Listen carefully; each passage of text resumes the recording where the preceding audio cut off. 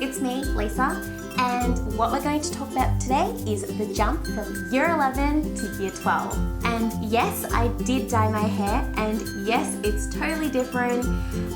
There's a bit of blue and a bit of grey because I decided that I wanted to look a little bit like granny from here downwards. Decided to go for something a little bit different, yellow, whatever. You only live once, but your hair grows several times during your years alive, so yeah.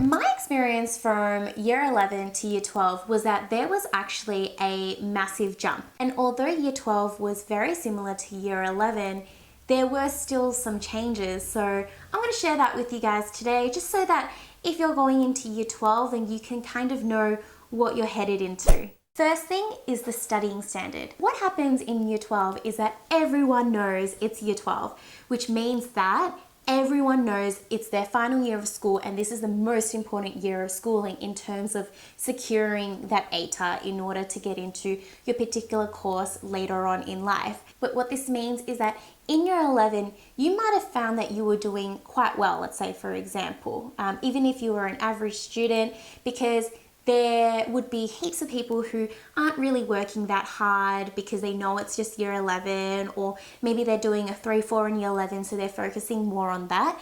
But then suddenly when you get to year 12, everyone is on the same level. Everyone wants to do well, everyone wants to excel in their studies.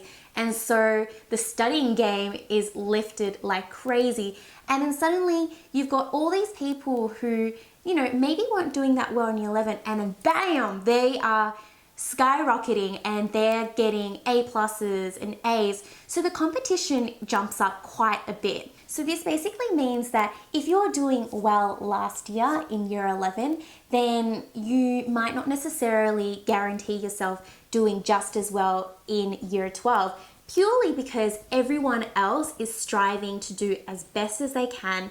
And so you find that like, whoa, like everyone is just upping their game. If you were already working hard in year 11, it's almost as though you were doing a race, but the race had only like 5 competitors, you know? So maybe you were doing quite well, or you were at a particular standard, but then in year 12, it's like 100 people have joined the race, and then suddenly you've got all these other people around you, you know, striving for that goal, trying to get that same success. And so you kind of in a way have to work a little bit harder than you had anticipated in year 11. Second thing is difficulty. This might not apply to all subjects, but I can tell from my personal experience that for one subject that I did, the standards from year 11 to year 12 were completely different, and it was really shocking actually. And I don't know if that's just because of the way that my teacher taught me,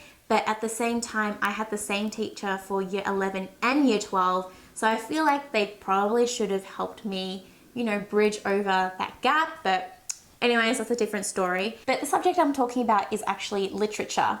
And I know not many of you out there are doing literature, but this can still apply to some of your subjects. So what I found was that in year 11, I was actually doing really well in literature. I was getting those A grades, and I just thought I was nailing it basically. But when year 12 came, suddenly there was just all these other expectations that I just wasn't really prepped for, and my grades really suffered because of that. But then they kind of also suffered because my teacher went on maternity leave, didn't find a sub, and it just got really messy. But anyways, another story. I guess what I'm trying to say is don't go into year 12 thinking that it's going to be just as easy as year 11. And I don't mean that in terms of workload, or I don't mean that in terms of the knowledge that you are learning, because obviously it's getting harder.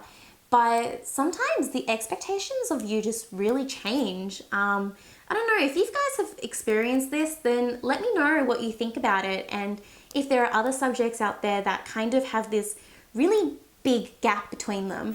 Third thing is that you will find that year 12 goes so quickly. Like, you cannot exaggerate how quickly it goes. It just flies by like that, as though you are in a marathon, because you are constantly being bombarded with homework, assignments, SACs, and it's just this constant snowball of just ever growing, ever getting larger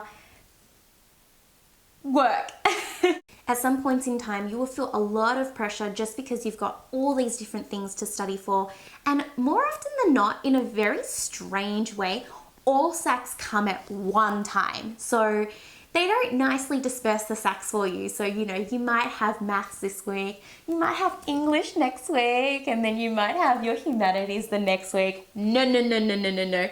They'll put all of them all in the one week so that you're just stressing out the whole weekend or the couple of weeks before, or they might even put them on the same day. So you'll just find that you're just constantly in the zone where you're just in it and then you're just doing the work as it comes. Next thing is pressure. So it depends if you're the type of person who does well under pressure or who just crumbles under pressure.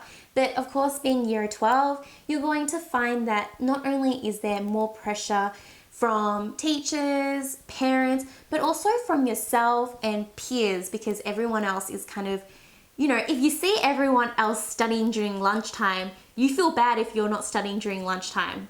At least that's how I felt. But make sure you enjoy lunch and hang out with your friends, because that's way better. But with this pressure, I just feel like it gives year 12 a whole different vibe. It depends how much pressure is put on you and how much you put on yourself. But just remember that at the end of the day, the ATAR is still a number, okay? So if you are someone who doesn't do well under pressure, check out my video on that.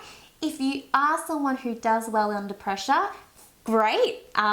Still check out my video, because I don't want you to just feel like, you know, you've got all this different pressure on you and that everything just has to be about the VCE. So those are some of the things that I felt impacted me when I went from year 11 to year 12. You might actually feel this a little bit earlier too. Some people feel the difference a lot more when they're shifting from year 10 to year 11. So with this in mind, at least if it does happen to you, you can sort of anticipate it and kind of know like, okay, since everyone else is going to be studying a lot more, let's really knuckle down and get into this myself. Just stay motivated and do your best. So I'll see you guys next time. If you like this video, please give it a thumbs up and subscribe if you can. I don't really know where the subscribe button is, but it's somewhere.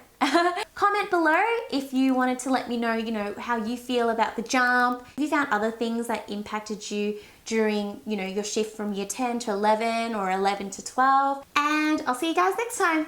Bye!